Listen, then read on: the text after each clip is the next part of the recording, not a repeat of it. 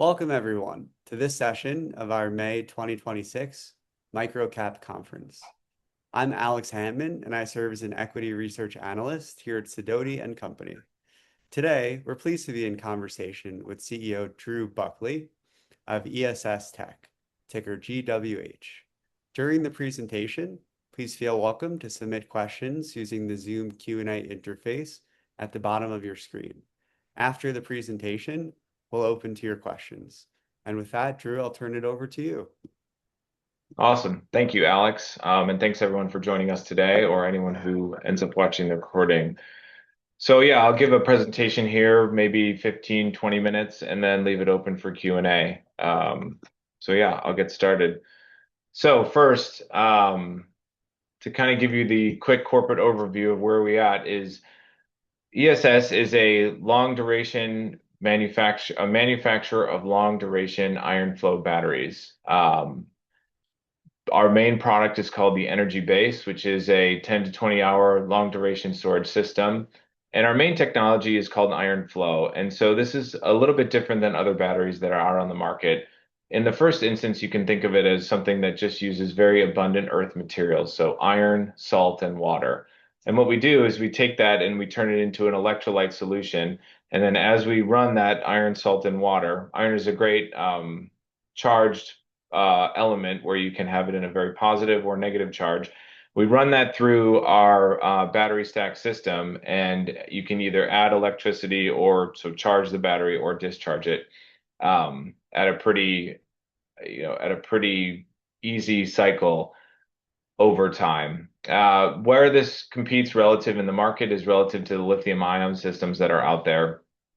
And the big thing for iron flow batteries that differentiate it from a lithium ion system is most lithium ion systems today come from China. We're mostly built in the US. Lithium has a thermal runway, so these things can catch on fire, as I'm sure everyone has read about. And also, the degradation of batteries is something that happens to lithium over time. You get less charge as you cycle it longer. That's not something that happens to our batteries.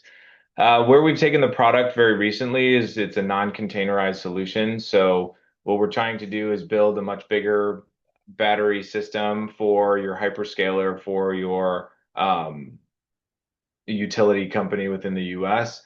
And these are systems that they can pair against any other energy creation system, whether it's solar, natural gas, wind, etc. And they can use the battery system as a way to hold the charge and distribute it at a different time. We've got a nice manufacturing facility with over 100 megawatt scaled manufacturing capacity in place at our plant in Wilsonville, Oregon. And as I'll talk through a little bit on the next slide in the company timeline, we've got a really nice contract We've got some really nice contracts that we're looking to execute on in 2027 and 2028 with some really tier one names in the space, whether it's SRP is Salt River Projects. That's one of the biggest utilities in the Phoenix, Arizona area, Google, and then the U.S. Air Force as well. So maybe I'll turn to the next page and kind of give an overview of the company timeline. So here you can see the history of ESS and the history of the iron flow technology. So we were founded in 2011 by a husband and wife who came from the academic sphere, and they really wanted to see if they could take this iron flow battery technology and turn it into a product that was in the real world here. So before that, um, it was more abstract, and they wanted to turn it into a full product. And that's what they did between 2011 and 2021 is they invested a lot of time and resources to basically build and take iron flow from an academic research to sort of a lab scale and, the beginnings of a commercialization scale of the battery itself. In 2021, the company listed and became public via SPAC, and they were able to raise a few $100 million to kind of take the product then from its lab scale and beginning of commercialization scale and take it towards the full commercialization and to deliver that to customers, to those utilities and to hyperscalers. Over the next 4 years, there was a lot of work that got done into trying to sign commercial contracts, finalize the commercialization of the product. If you're selling to utilities, there's a lot of work you have to do around everything from being compliant, having fire systems, having really strong controls and software. So a lot of that work was done between 2021 and 2024. As the market evolved in that time, the original thesis for the battery and where iron flow should sit in the market is that it should be a battery that would be very competitive with lithium. So lithium systems right now, they come in kind of in a containerized solution, and effectively you plug them in. It's a little more complicated than that, but you plug in these lithium systems, and then from there, you kind of have a battery. And so what ESS tried to do from the beginning is that they tried to develop this technology so that you could have a system that rivaled lithium. It was another containerized solution. And so that's the product that was sold from 2021 to 2024. What we found over that time is that lithium really, because of everything that was going on with EVs, the lithium curve in terms of cost went down really quickly. And where the iron flow technology was, is it wasn't as competitive with lithium as we had thought 10 years ago because it came down the cost curve so aggressively. China had put in a ton of manufacturing capacity as it relates to lithium, and they were really selling these systems aggressively, and the price came down very fast. So our original thesis of putting lithium or putting our battery into a container and then competing with the container of lithium, and maybe we could be lower cost or longer duration, we had to change that a little bit. And so in 2025, the company strategically pivoted to removing the iron flow battery out of the container, and we started to sell that as a full system just in the open air. And that really changed the nature of the type of projects that we could look at, both in size, in scale, and opportunity. And really, it allowed us to lean into a little bit more of the electrochemistry reasons that you would want to have an iron flow system rather than maybe any other battery system. And it works at a much bigger scale. And the proof behind that is the flagship projects that we signed with SRP and Google. So in that project, the idea is to put a solar energy generation system next to our battery, and then you can deliver all of that power to Google as the off-taker who will use it in sort of a hyperscaler data center type of a scenario. The US Air Force is also a very interesting one. And we've announced that contract value is around $10 million, which, by the way, is the same amount of revenue that the company generated just about in that 2021 to 2024 time period, to give you an idea of the change in scale. So that was another tier one customer and tier one contract that came in as we brought it out of the container and are selling more of a solution. So that brings us kind of to when I took over as CEO in January of this year, that we're looking at taking this single product focus with our energy base that I talked about, that does a really good job of decoupling power and energy, which is what the customer wants and can be an advantage for us. We've got a refreshed management team now. We've got a couple of very strong commercial contracts, and now it's all about for us to execute and bring ourselves through that path to deliver these customer contracts in 2027 and then 2028 and beyond. And as we're able to scale up, we'll be able to take the cost down out of the product. And the hope is to deliver a very robust EBITDA margin in the future once we've gotten to that scale point. But for now, it's all about finalizing that commercialization of the technology product so that we can deliver to these customers. And we're really excited about the progress we've been making there. To give an idea of where the market is going into the future, we can just talk about the storage market, how it is overall, and then the segments that we're going after right now. So you can see on the right-hand side how much the global energy storage market is growing between 2026 and 2031. We're really in an unprecedented time for the needs of electricity in the United States and actually in the globe. For the past 20 years, energy demand has been growing, but not at the same pace that we're going to see now, driven by AI, driven by new data centers and compute power that needs to be out there.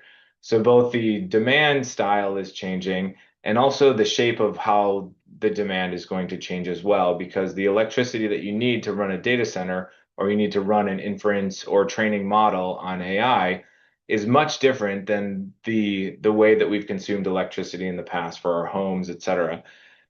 So that demand curve and the way it's going to come in is changing. the whole overall market and need is growing. And then behind that, you've got a lot of these utility companies that it's not just like they're running nuclear anymore or they're just running coal or nat gas. They have a bunch of different assets that they're running, whether it's wind, solar, and then all the other ones that I mentioned.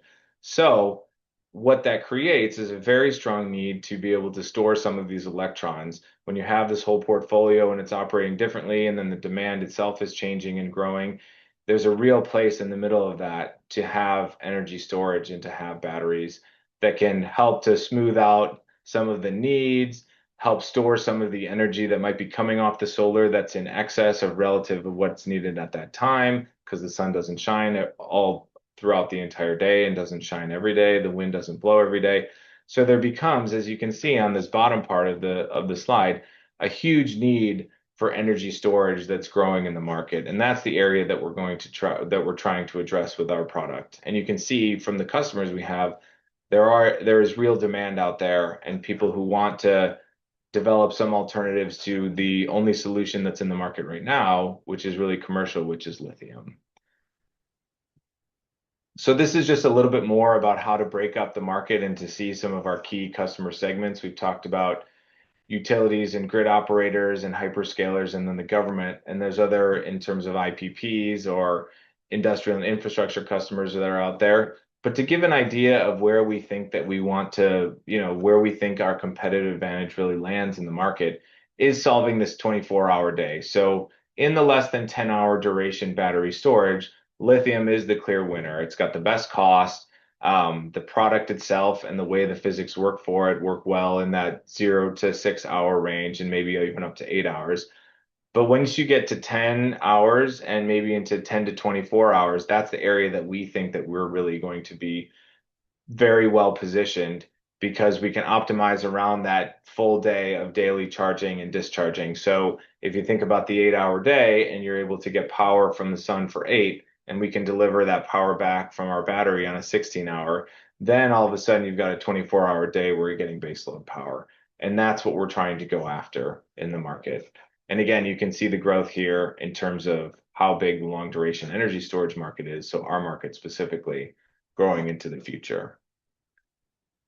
Here's just a little bit more information on some of the research as to where we think the long duration energy storage market, our market is in terms of the growth between now and 2034. So big opportunity in the utility and grid operators. That's going to be a big area for us as you think about these applications over here on the right-hand side.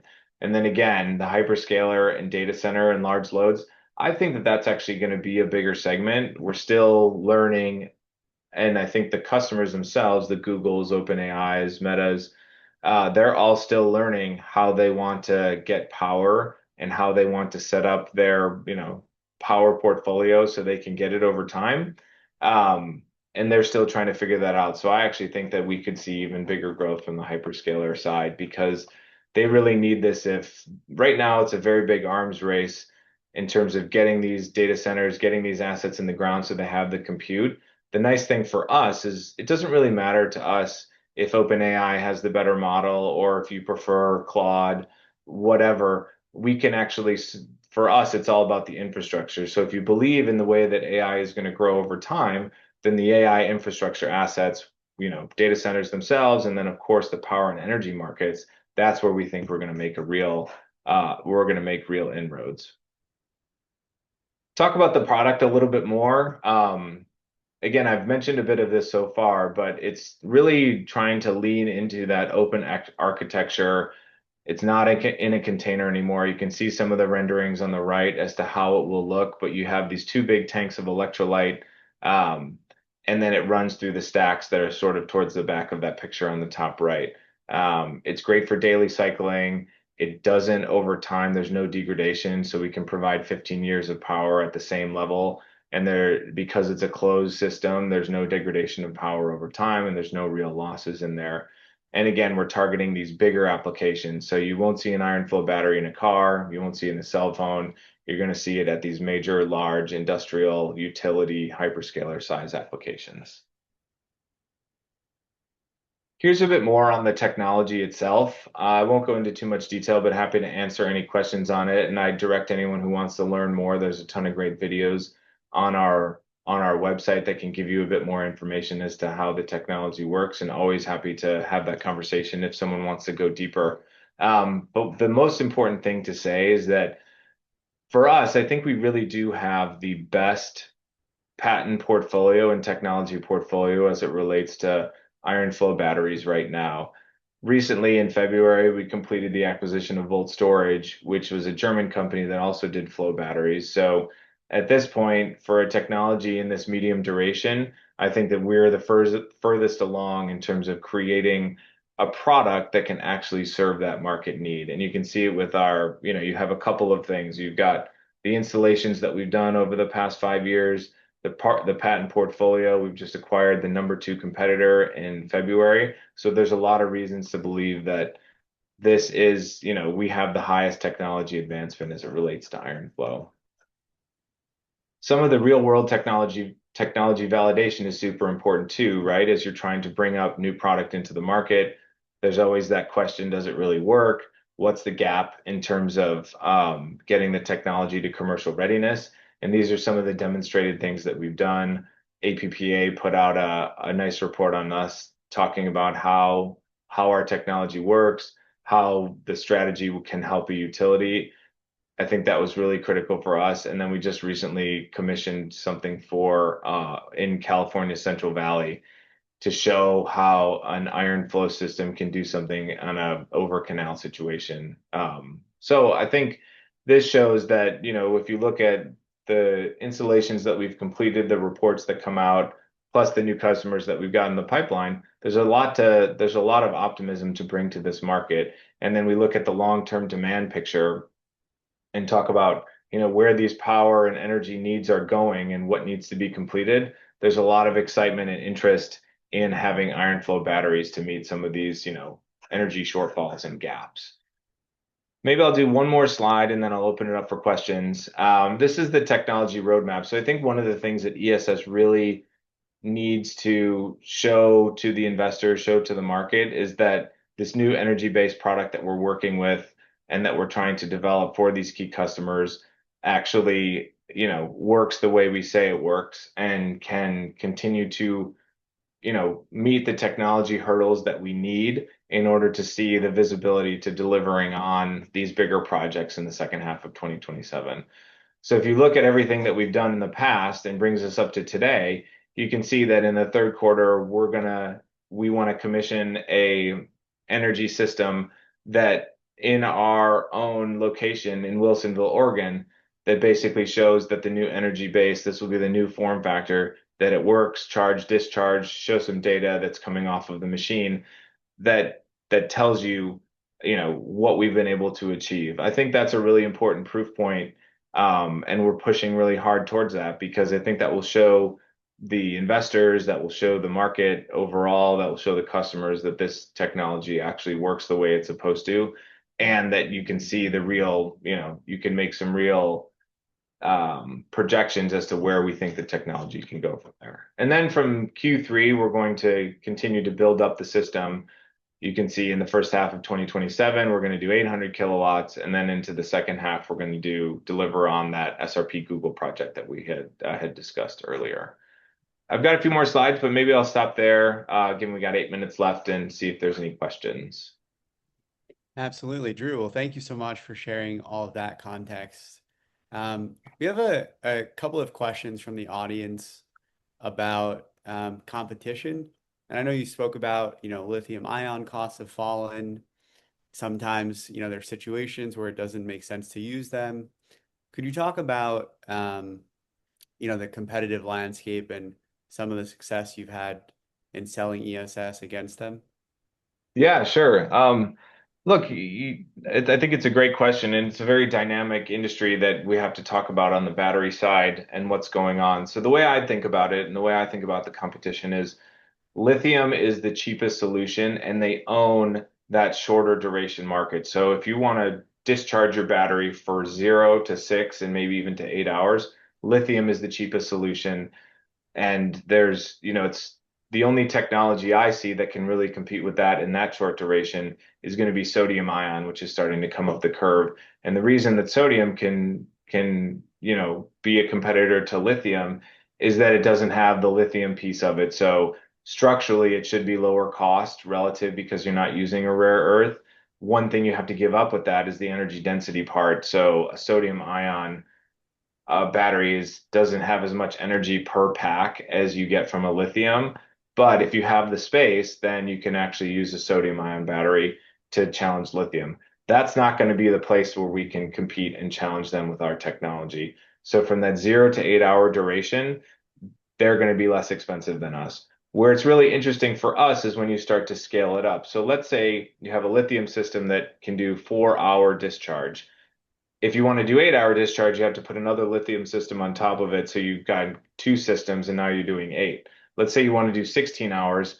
Well, you have to have four systems like that, right? Our ability to scale isn't linear like that, where you have to keep adding systems. For us, as you want to have more discharge and more duration of energy, you just have to add more electrolyte to the side. So you're just adding bigger tanks. If I go back, let me go back to so for us to go from a system that discharges for 12 hours to a system that discharges for 16 hours, these white tanks in the back are basically all that needs to get bigger. So you add more liquid electrolyte and you add bigger tanks.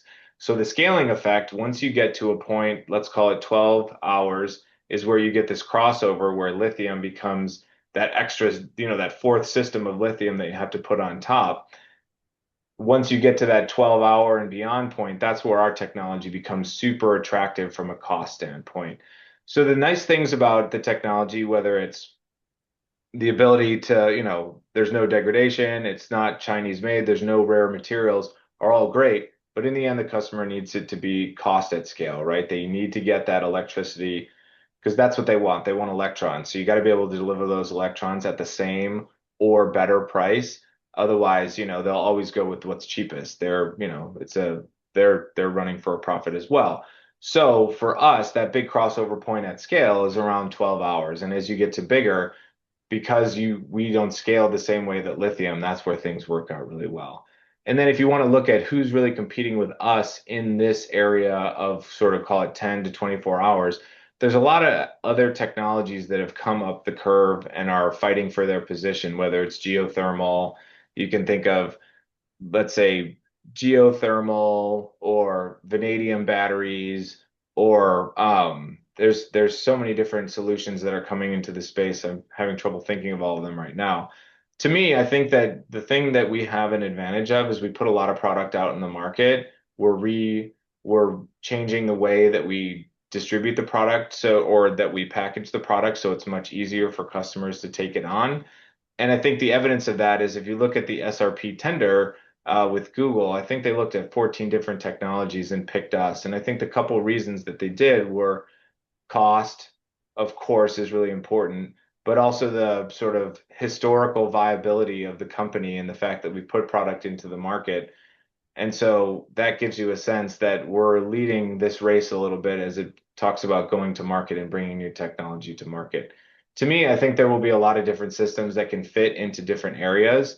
And, whether you're trying to maximize energy density, discharge time, whether you've got a lot of sunlight or a little, there's going to be different solutions there, but the market is very open for us. And I think we have a time to market advantage. And I do think that there will be other technologies that come into play. Great context. Thank you. And we have a couple of questions around, financing. Basically, how capitalized are you to achieve, near-term milestones, and then sort of what does your need for financing look like longer term as you scale up commercially? Yeah, I would say it's a great question. So we ended the first quarter with $20 million on the balance sheet. And look, I think that if we do this right and we right size it, so to fund the SRP project specifically, that's a separate, and we're looking at you doing that as a project finance, so not really through the equity, you know, typical ESS company that we're doing. That's a sort of a separate thing. And the way to think about that is there's the revenue that comes off of the power purchase agreement for SRP. There's the tax credits that go into that. And so there's a really nice IRR from a project perspective on that project of itself. So it's not our idea on that or what we're looking to do and what we're in discussions for is to do that more as its own sort of standalone project. And that's what we want to do for projects like that going forward. If it's going to be a power purchase agreement and not an equipment sale, we want to package it so that there's a nice IRR within that project finance company.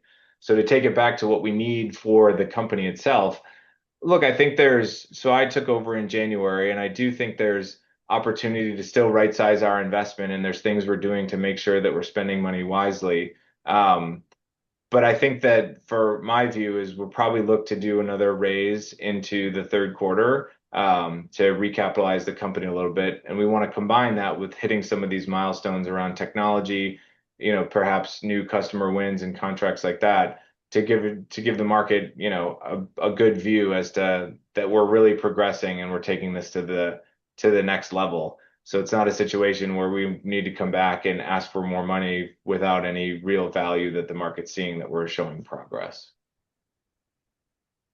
Understood. And maybe as we come up on time, just to sort of summarize for investors who may be coming to you from AI infrastructure or, energy density stories, but they're new to your story in particular. How would you sort of sum up the value proposition for those folks? Yeah, I think the best way for a public investor, so my background, I spent almost 20 years being an investor myself on the buy side at a company called William Blair. We were a long only equity shop, focused on growth, focused on long-term ownership. So that's my background. And I would say to anyone thinking about ESS, I think we still have a lot to prove in terms of our ability to execute and show the market that we can deliver on some of these contracts and that the technology is moving.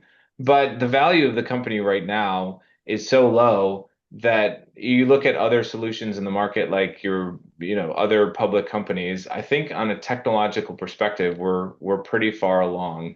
And I do think that the conversations we're having, and if you just use Google as one example, hyperscalers really need this.